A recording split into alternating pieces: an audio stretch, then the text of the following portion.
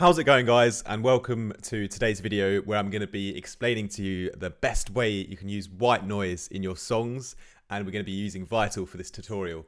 If you're new to the channel, then I am Marcel, aka Artifact. I've been producing drum and bass music primarily for the last 9 years. I've been DJing all over Europe, a little bit in Asia as well. Very, very grateful to do what I love for a living. And I also teach music production online in all electronic genres, not just drum and bass. And yeah, I want to talk about white noise today because I think it's the best way to fill out the high part of the frequency spectrum in any kind of electronic music. Just as you have a sine wave in the low end to kind of make a sub bass, the white noise acts as this kind of final finishing polish layer, which can really work on every track. So it's something that I will literally use in every single song to fill out the high parts of the frequency, and you'll get like a fuller and more professional sound if you use it, versus when you don't use it. You know, so you may as well always use it. And with this being the case, then it's also important, you know, how you're going to use it creatively. So it's not just like normal white noise sweeps, but you know, how can you play with the white noise and make it a part of your song so it's like an instrument in itself. So, without any further ado, if you want to like and subscribe to the channel, really appreciate that. And if you want to check out my other links down below for my website, I have presets. You can join my Discord on Patreon if you want to support, and yeah, have a chat, etc. And you can also find me on Instagram and chat to me on there anytime you like. I pretty much respond to every single message. Yeah, so let's get into it. So I've got this little loop here today, and it's just a kind of basic neurofunk loop that it's not a perfect loop, but it's just I've been doing some sound design and this is what we have.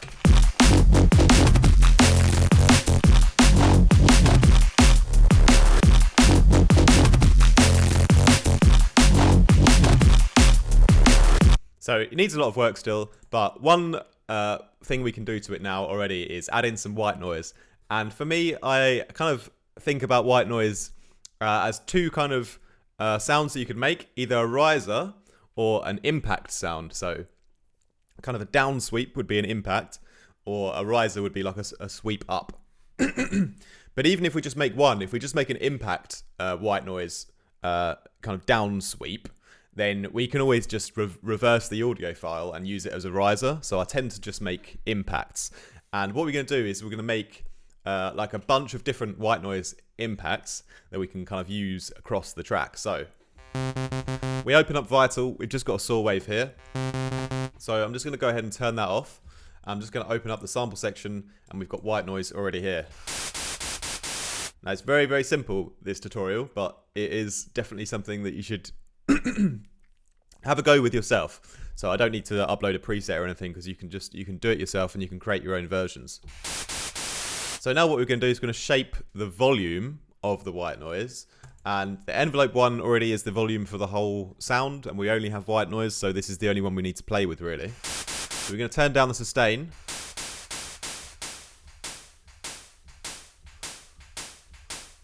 Make a nice kind of hit like this. Now what we're going to do is we're going to have to make this a bit longer, so let's turn up the release a little bit. And now we're going to add on a lot of reverb and a lot of delay to the sound. So let's start with the reverb here. Let's maybe turn up the size and the time.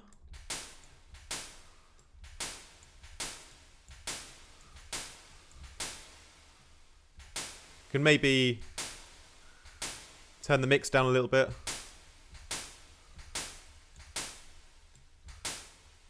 Now let's add in a delay as well. And with the delay, why not give it a bit more of a stereo feel? So let's use a mid ping pong mode, and let's just turn the speeds here. So they're different. So the left one has one speed and the right one has another speed. Give it some extra feedback, a little bit more mix. Now I'm going to put it under the reverb, so the reverb is actually going to be happening first, and then we're going to be delaying this whole reverb sound, so it's going to get even kind of longer and longer. I might go a little bit slower here. I might take this one down to 1/2. or go back up to 1/4. This one we can turn to a dotted. Yeah, that's pretty cool. I'm going to turn the mix back down a little bit here.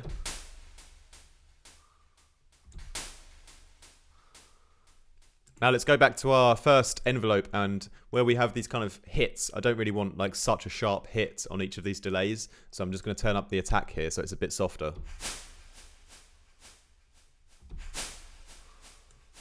That's pretty nice, like that. Alright, let's put on a bit of chorus. And this kind of just makes the overall sound a little bit wider, and I just want to use a really small amount here. So I'm quite happy with this. And now the next thing I'm going to do to make it, you know, like have a bit more of an interesting character is I'm going to do one of my favorite things, which is to put a really, really fast LFO on the volume of the white noise. So I'm going to go to LFO 2 here. I'm going to bring this down actually, and then I'm going to turn it all the way up. And I'm going to go really fast.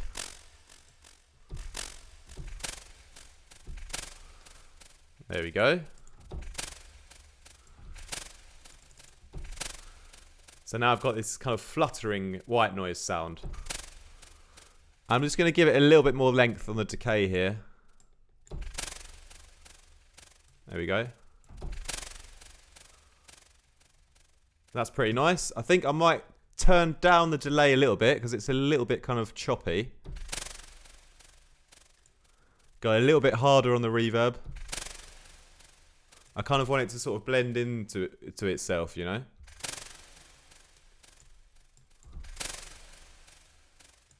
That's pretty nice right there.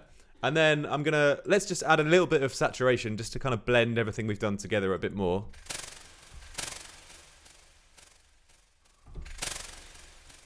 Perfect. Next, we're going to do the final kind of most important thing, which is we're going to high pass filter it. So you just turn on the normal filter here, and we're just going to bring this over to the right, bring down this resonance, and then we're going to just adjust the cutoff here.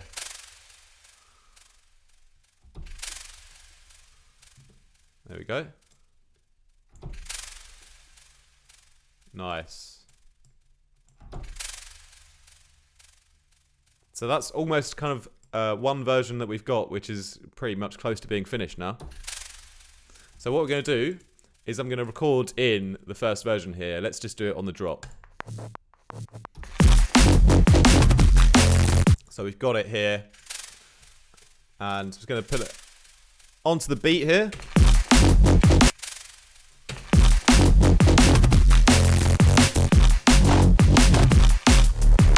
And now I already know I kind of want another one to come in here, but if we just turn up the volume so we can hear it a little bit more over the kind of all the rest of the sounds.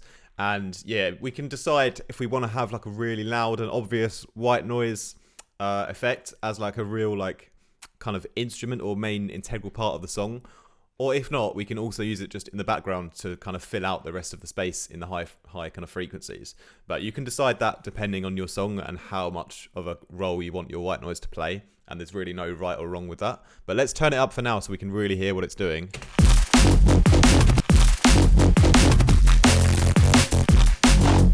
So what I'm going to do is I'm simply going to copy over the patch here. And on this second one, all I'm going to do is I'm going to change the speed of the flutter kind of effect. So let's go back to our LFO 2.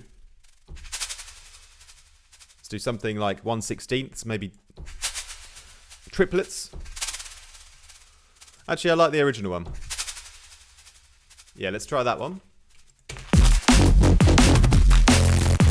Now I've got two kind of different white noise versions already here, and I'm pretty happy with both of them. I would say I'm ready to kind of bounce them out because I don't want to spend too long in Vital tweaking the same white noise preset because, you know, we can do a lot in the audio as well. So let's just bounce out both of these together as our kind of two like white noise loops now. And then we can listen to them on their own.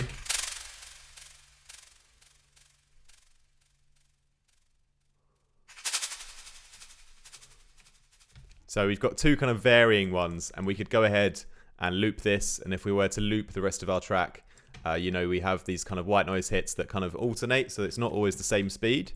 So that keeps it kind of interesting and a bit more entertaining for the ear. So if we kind of listen again now.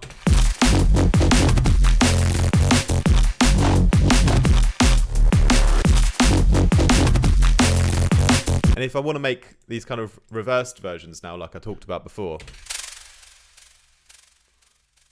all I would go ahead and do is take out one of these chunks, copy it over to a new channel, and then on this one, I'm simply going to just reverse the file here.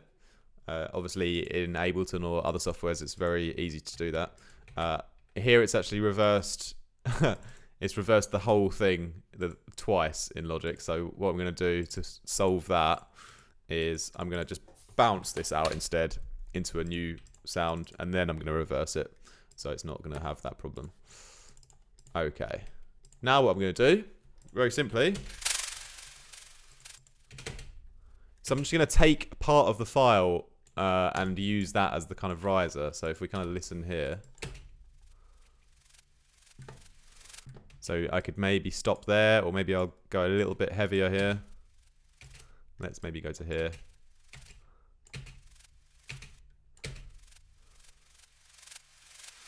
Yeah, that sounds pretty nice. And what I'm going to do is I'm going to kind of fade it in a little bit to give it even more of a kind of, like increasing tension. And then because I'm doing that, I could also just turn up the file a little bit. And then all we're going to do is kind of place that before our kind of drop. So we've got a kind of little white noise riser before we kind of get into the main drop here.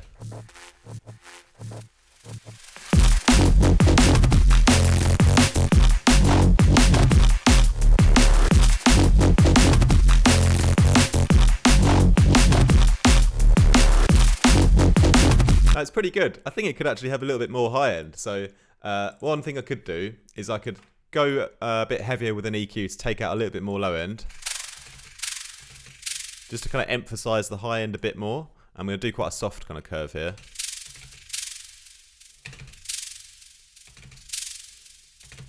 Yeah, that's a bit better. Taking out a lot more frequencies up to around 3K. And then it's really not going to clash with anything else in our track, so we can really just leave it running, the whole time. And then I may just add a little bit of, let's try a bit of Fresh Air, the free plugin from Slate Digital, and just kind of boost the mid presence a little bit.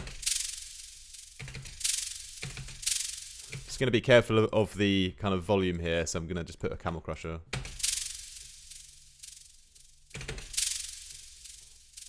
I'm pretty happy with that, and maybe if I wanted to give it just a tiny bit more depth, I could just add a little bit of an extra reverb, anything kind of long, and maybe just play with the dry and wet a little bit.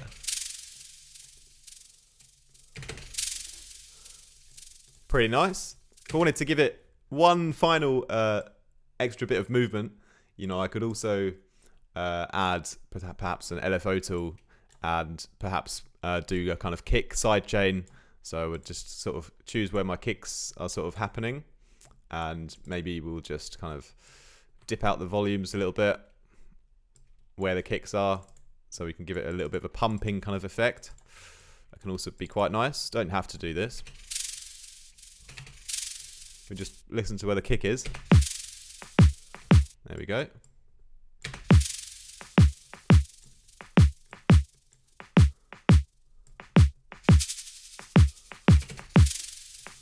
Kind of finishes it off pretty nicely. So if we kind of listen to the whole loop that we've got now.